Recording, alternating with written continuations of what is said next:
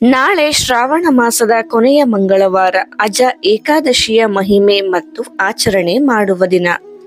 ಹಿಂದೂ ಧರ್ಮದಲ್ಲಿ ಮಾಸಮಾನಗಳಲ್ಲಿ ಶ್ರಾವಣವು ಅತ್ಯಂತ ಪವಿತ್ರವಾದದ್ದು ಎಂದು ಪರಿಗಣಿಸಲಾಗುತ್ತದೆ. ಈ ಮಾಸದಲ್ಲಿ ಪ್ರತಿದಿನವೂ ದೇವತಾ ಸ್ಮರಣೆ, ಉಪವಾಸ, ವ್ರತ, ಪೂಜೆ, ಜಪ, ಹವನ ಇತ್ಯಾದಿ ಮಾಡಿದರೆ ಅಪಾರ ಪುಣ್ಯ ಲಭಿಸುತ್ತದೆ ಎಂಬ ನಂಬಿಕೆ ಇದೆ. ಶ್ರಾವಣವು ಭಗವಾನ್ ಶಿವ, ವಿಷ್ಣು, ಲಕ್ಷ್ಮಿ ಹಾಗೂ ಪಾರ್ವತಿ ದೇವಿಯವರ ವಿಶೇಷ ಅನುಗ್ರಹ ದೊರೆಯುವ ಕಾಲವಾಗಿದೆ. ಈ ವರ್ಷ ಶ್ರಾವಣ ಮಾಸದಲ್ಲಿ ಅನೇಕ ಮಹತ್ವದ ಯೋಗಗಳು ಸಂಭವಿಸಿವೆ. ಅದರಲ್ಲೂ ಆಗಸ್ಟ್ 19 ಮಂಗಳವಾರ ಅತ್ಯಂತ ಶ್ರೇಷ್ಠ ದಿನ. ಏಕೆಂದರೆ ಈ ದಿನ ಶ್ರಾವಣ ಮಾಸ ಕೃಷ್ಣ ಪಕ್ಷದ ಏಕಾದಶಿ ಬರುವುದರ ಜೊತೆಗೆ ಇದು ಶ್ರಾವಣದ ಕೊನೆಯ ಮಂಗಳವಾರ ಕೂಡ ಆಗಿದೆ. ಈ ಏಕಾದಶಿಯನ್ನು ಅಜ ಏಕಾದಶಿ ಎಂದು ಕರೆಯಲಾಗುತ್ತದೆ. ಜೊತೆಗೆ ಆ ದಿನ ಆರಿದ್ರ ನಕ್ಷತ್ರ ರೂಪುಗೊಳ್ಳುವುದರಿಂದ ಅಪರೂಪದ ಪವಿತ್ರ ಸಂಯೋಗ ಉಂಟಾಗುತ್ತಿದೆ. ಅಂದರೆ ಏಕಾದಶಿ, ಮಂಗಳವಾರ, ಶ್ರಾವಣ ಕೊನೆಯ ಮಂಗಳವಾರ ಮತ್ತು ನಕ್ಷತ್ರ ಯೋಗ ಇವೆಲ್ಲವೂ ಒಂದೇ ದಿನ ಬಂದಿರುವುದರಿಂದ ಆ ದಿನದ ಮಹತ್ವ ಅತೀವ ವಿಶೇಷವಾಗಿದೆ. ಇಂತಹ ದಿನವು ಜೀವನದಲ್ಲಿ ಮತ್ತೆ ಮತ್ತೆ ಬರುವುದಿಲ್ಲ. ಅಜ ಏಕಾದಶಿಯ ಪೌರಾಣಿಕ ಹಿನ್ನೆಲೆ. ಹಿಂದೂ ಧರ್ಮಗ್ರಂಥಗಳಲ್ಲಿ ಪ್ರತಿ ಏಕಾದಶಿಗೂ ತನ್ನದೇ ಆದ ಕತೆ, ಮಹಿಮೆ ಹಾಗೂ ಪೂಜಾ ವಿಧಾನಗಳಿವೆ. ಅಜ ಏಕಾದಶಿಯ ಕುರಿತು ಪ್ರಸಿದ್ಧವಾದ ಪುರಾಣ ಕತೆ ರಾಜ ಹರಿಶ್ಚಂದ್ರನಿಗೆ ಸಂಬಂಧಿಸಿದೆ. ರಾಜ ಹರಿಶ್ಚಂದ್ರನು ಸತ್ಯವ್ರತನು, ಧರ್ಮನಿಷ್ಠನು. ಆದರೆ ಹಿಂದಿನ ಜನ್ಮದ ಕೆಲ ಕೆಟ್ಟ ಕರ್ಮಗಳ ಪರಿಣಾಮದಿಂದ ಅವನು ತನ್ನ ರಾಜ್ಯವನ್ನು, ಪತ್ನಿ ಶೈವ್ಯವನ್ನು, ಮಗನನ್ನು ಕಳೆದುಕೊಂಡನು. ಜೀವನದಲ್ಲಿ ದೊಡ್ಡ ದುಃಖ ಅನುಭವಿಸಿ ಅರಣ್ಯಗಳಲ್ಲಿ ಅಲೆದಾಡುತ್ತಿದ್ದನು. ಆ ಸಂದರ್ಭದಲ್ಲಿ ಅವನು ಗೌತಮ ಋಷಿಯನ್ನು ಭೇಟಿಯಾಗಿ ತನ್ನ ದುಸ್ಥಿತಿಯನ್ನು ವಿವರಿಸಿದನು ಮತ್ತು ಪರಿಹಾರ ಕೇಳಿಕೊಂಡನು.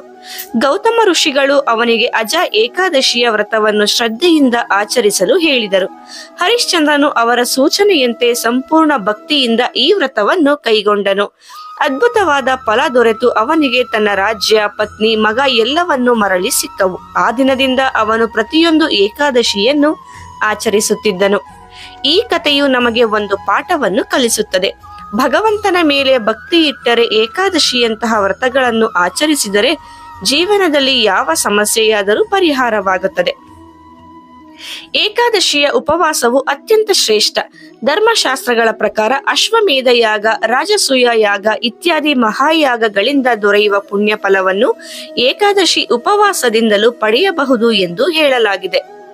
ಉಪವಾಸದ ಮೂಲಕ ದೇಹ, ಮನಸ್ಸು ಶುದ್ಧವಾಗುತ್ತದೆ, ದೈವಾನುಗ್ರಹ ದೊರೆಯುತ್ತದೆ, ಪಾಪಗಳು ಕ್ಷಯವಾಗುತ್ತವೆ. ಈ ದಿನ ಉಪವಾಸವಿರುವವನು ಮಾತ್ರವಲ್ಲ, ಉಪವಾಸದ ಕಥೆಗಳನ್ನು ಕೇಳುವವನು ಕೂಡ ಪುಣ್ಯವನ್ನು ಪಡೆಯುತ್ತಾನೆ.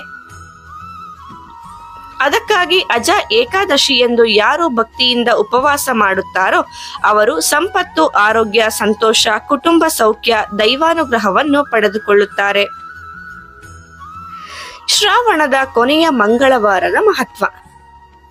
ಶ್ರಾವಣ ಮಾಸದಲ್ಲಿ ಮಂಗಳವಾರದಂದು ವಿಶೇಷವಾಗಿ ಮಂಗಳಗೌರಿ ವ್ರತವನ್ನು ಆಚರಿಸಲಾಗುತ್ತದೆ. ಈ ವ್ರತವನ್ನು ಮಹಿಳೆಯರು ತಮ್ಮ ಪತಿ, ಕುಟುಂಬದ ದೀರ್ಘಾಯುಷ್ಯ, ಸುಖ, ಸಮೃದ್ಧಿಗಾಗಿ ಮಾಡುತ್ತಾರೆ. ಸಾಮಾನ್ಯವಾಗಿ ಶ್ರಾವಣದಲ್ಲಿ ಪ್ರತಿಯೊಂದು ಮಂಗಳವಾರವೂ ಈ ವ್ರತವನ್ನು ಆಚರಿಸಬಹುದು. ಆದರೆ ಏನಾದರೂ ಕಾರಣದಿಂದ ಹಿಂದೆ ಮಾಡಲು ಸಾಧ್ಯವಾಗದಿದ್ದರೆ ಕೊನೆಯ ಮಂಗಳವಾರ ತಪ್ಪದೆ ಮಾಡಬೇಕು ಎಂದು ಶಾಸ್ತ್ರ ಹೇಳುತ್ತದೆ. ಈ ವರ್ಷ ಕೊನೆಯ ಮಂಗಳವಾರವೇ ಏಕಾದಶಿ ಬಂದಿರುವುದರಿಂದ ಅದ್ಭುತವಾದ ಪವಿತ್ರ ದಿನವಾಗುತ್ತದೆ. ಈ ದಿನದ ಪೂಜಾ ವಿಧಾನಗಳು. ಬೆಳಗಿನ ಪೂಜೆ. ಬೆಳಗ್ಗೆ ಬೇಗ ಎದ್ದು ಮನೆಯನ್ನು ಶುದ್ಧಗೊಳಿಸಬೇಕು.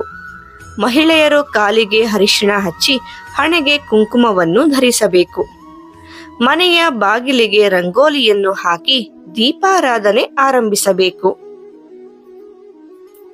ವಿಷ್ಣು ಅಥವಾ ವೆಂಕಟೇಶ್ವರ ಸ್ವಾಮಿಯನ್ನು ಗುಲಾಬಿ ಮತ್ತು ಮಲ್ಲಿಗೆ ಹೂಗಳಿಂದ ಅಲಂಕರಿಸಿ ಪೂಜಿಸಬೇಕು. ತುಳಸಿ ದಳಗಳನ್ನು ಅರ್ಪಿಸುವುದು ಅತ್ಯಗತ್ಯ. ಈ ದಿನ ಹಿಟ್ಟಿನ ದೀಪಾರಾಧನೆ ಮಾಡುವುದರ ಬಗ್ಗೆ ತಿಳಿಯೋಣ. ಅಕ್ಕಿ ಹಿಟ್ಟಿಗೆ ಸ್ವಲ್ಪ ಹಾಲು ಮತ್ತು ಅರಿಶಿಣ ಸೇರಿಸಿ 2 ದೀಪಗಳನ್ನು ತಯಾರಿಸಿಕೊಳ್ಳಬೇಕು. 2 ಶುದ್ಧ ವೀಳ್ಯದೆಲೆಯ ಮೇಲೆ ಅರಿಶಿಣ ಕುಂಕುಮವನ್ನು ಹಚ್ಚಿ ಅದರ ಮೇಲೆ ಮಾಡಿಕೊಂಡ ದೀಪಗಳನ್ನು ಇಟ್ಟು ಕೊಬ್ಬರಿ ಎಣ್ಣೆ ಅಥವಾ ಹಸುವಿನ ತುಪ್ಪದಿಂದ ದೀಪವನ್ನು ಬೆಳಗಿಸಬೇಕು. ಹೀಗೆ ಮಾಡಿದರೆ ಮನೆಗೆ ಐಶ್ವರ್ಯ ಹರಿದು ಬರುತ್ತದೆ, ದಾರಿದ್ರ್ಯ ದೂರವಾಗುತ್ತದೆ. ಈ ದಿನ ಪಂಚಾಮೃತ ಅಭಿಷೇಕ. ಸಾಧ್ಯವಾದರೆ ವಿಷ್ಣುವಿಗೆ ಪಂಚಾಮೃತಾಭಿಷೇಕವನ್ನು ಮಾಡಬೇಕು. ಸಾಧ್ಯವಿಲ್ಲದಿದ್ದರೆ ದೇವರ ನೈವೇದ್ಯಕ್ಕಾಗಿ ಬಾಳೆಹಣ್ಣು, ಸಕ್ಕರೆಯನ್ನು ಇಡಬಹುದು. ಸಂಜೆ ಆರತಿ ಮತ್ತು ಹೊಸ್ತಿಲು ಪೂಜೆ ಮಾಡುವ ವಿಧಾನ. ಸೂರ್ಯಾಸ್ತದ ನಂತರ ಮನೆಯ ಬಾಗಿಲಿಗೆ ದೀಪಗಳನ್ನು ಬೆಳಗಿಸಿ ಆರತಿಯನ್ನು ಮಾಡಬೇಕು. ಹೀಗೆ ಮಾಡಿದರೆ ಲಕ್ಷ್ಮೀ ದೇವಿ ಮನೆಗೆ ಪ್ರವೇಶಿಸುತ್ತಾಳೆ. ಈ ದಿನ ಮಾಡುವ ವಿಶೇಷ ಪೂಜೆಗಳು ಯಾವುವು ಅಂತ ನೋಡೋಣ. ಒಂದನೆಯದು ಅರಳಿ ಮರದ ಪೂಜೆ. ಅರಳಿ ಮರದ ಕೆಳಗೆ ದೀಪ ಬೆಳಗಿ ಪ್ರದಕ್ಷಿಣೆ ಹಾಕಿದರೆ ಪಾಪಗಳು ದೂರವಾಗಿ ಕುಟುಂಬಕ್ಕೆ ಸುಖ ಶಾಂತಿ ದೊರೆಯುತ್ತದೆ.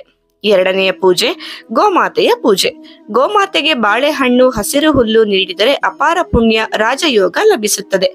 ಮೂರನೆಯ ಪೂಜೆ ತುಳಸಿ ಪೂಜೆ. ತುಳಸಿ ಕಟ್ಟೆಯಲ್ಲಿ ದೀಪ ಬೆಳಗಿಸಿ ಪ್ರದಕ್ಷಿಣೆ ಹಾಕಿದರೆ ಲಕ್ಷ್ಮೀ ದೇವಿ ಸಂತೋಷಗೊಂಡು ಅಷ್ಟೈಶ್ವರ್ಯವನ್ನು ನೀಡುತ್ತಾಳೆ. ನಾಲ್ಕನೆಯ ಪೂಜೆ ಕರ್ಪೂರದ ಧೂಪ. ಕರ್ಪೂರದ ಮೇಲೆ 2 ಲವಂಗ ಇಟ್ಟು ಧೂಪ ಹಚ್ಚಿ ಮನೆಯೆಲ್ಲೆಡೆ ಹಚ್ಚಿದರೆ ಅಷ್ಟ ದರಿದ್ರಗಳು ದೂರವಾಗುತ್ತವೆ. ಈ ದಿನ ರಾಹುಕಾಲದಲ್ಲಿ ಮಾಡುವ ದೀಪಾರಾಧನೆ. ಜ್ಯೋತಿಷ್ಯ ಶಾಸ್ತ್ರದ ಪ್ರಕಾರ ಪ್ರತಿ ಮಂಗಳವಾರ ರಾಹುಕಾಲದ ವೇಳೆ ದುರ್ಗಾ ಮಾತೆ ಭೂಮಿಯ ಮೇಲೆ ಸಂಚರಿಸುತ್ತಾಳೆ. ಆದ್ದರಿಂದ ಈ ದಿನ ನಿಂಬೆ ಹಣ್ಣಿನ ದೀಪ ಬೆಳಗಿಸುವುದು ಅತ್ಯಂತ ಶ್ರೇಷ್ಠ. ನಿಂಬೆ ಹಣ್ಣನ್ನು ಅಡ್ಡವಾಗಿ 2 ತುಂಡು ಮಾಡಿ ಒಳಗಿನ ತಿರುಳನ್ನು ತೆಗೆದು ಎಳ್ಳಿನ ಎಣ್ಣೆ ಅಥವಾ ತುಪ್ಪವನ್ನು ತುಂಬಬೇಕು. 9 ದೀಪಗಳನ್ನು ಹೀಗೆ ತಯಾರಿಸಿ ವೀಳ್ಯದೆಲೆಯ ಮೇಲೆ ಇಟ್ಟು ಬೆಳಗಿಸಬೇಕು. ರಂಗೋಲಿ ಹಾಕಿದ ವೀಳ್ಯದೆಲೆಯ ಮೇಲೆ ಗಣಪತಿ, ಗೌರಿಯವರ ಪ್ರತೀಕವನ್ನಿಟ್ಟು ದೀಪಾರಾಧನೆ ಮಾಡಿದರೆ ಕೋರಿದ ಎಲ್ಲ ಆಶೆಗಳು ಈಡೇರುತ್ತವೆ. ಈ ವರ್ಷ ಶ್ರಾವಣದ ಕೊನೆಯ ಮಂಗಳವಾರದ ರಾಹುಕಾಲ ಮಧ್ಯಾಹ್ನ 3 ರಿಂದ 4:30 ಇದೆ. ಈ ಸಮಯದಲ್ಲಿ ದೇವಸ್ಥಾನದಲ್ಲಿ ಅಥವಾ ಮನೆಯಲ್ಲಿ ನಿಂಬೆ ಹಣ್ಣಿನ ದೀಪಗಳನ್ನು ಬೆಳಗಿಸಿದರೆ ದುರ್ಗಾದೇವಿಯ ಅನುಗ್ರಹ ಖಚಿತ.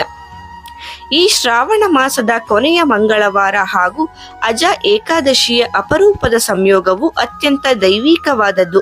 ಈ ದಿನ ಭಕ್ತಿಯಿಂದ ವಿಷ್ಣು, ಲಕ್ಷ್ಮಿಯವರ ಪೂಜೆ, ಉಪವಾಸ, ಹಿಟ್ಟಿನ ದೀಪಾರಾಧನೆ, ತುಳಸಿ ಪೂಜೆ, ಗೋಮಾತೆಯ ಪೂಜೆ, ರಾಹುಕಾಲದ ದೀಪ ಇತ್ಯಾದಿ ಮಾಡಿದರೆ ಅಷ್ಟೈಶ್ವರ್ಯ, ಆಯುರಾರೋಗ್ಯ, ಕುಟುಂಬ ಸೌಖ್ಯ, ಆರ್ಥಿಕ ಸಮೃದ್ಧಿ, ಪಾಪ ವಿಮೋಚನೆ ಇವೆಲ್ಲವೂ ಖಚಿತವಾಗಿ ಲಭಿಸುತ್ತವೆ. ಈ ದಿನವನ್ನು ಭಕ್ತಿಯಿಂದ ಆಚರಿಸಿ ದೈವಾನುಗ್ರಹವನ್ನು ಪಡೆಯೋಣ. ಇದೇ ರೀತಿ ಉಪಯುಕ್ತ ಮಾಹಿತಿಗಳಿಗಾಗಿ ನಮ್ಮ ಚಾನೆಲ್ ಅನ್ನು ಸಬ್ಸ್ಕ್ರೈಬ್ ಮಾಡಿ. ಮತ್ತೆ ಭೇಟಿಯಾಗೋಣ. ಧನ್ಯವಾದಗಳು.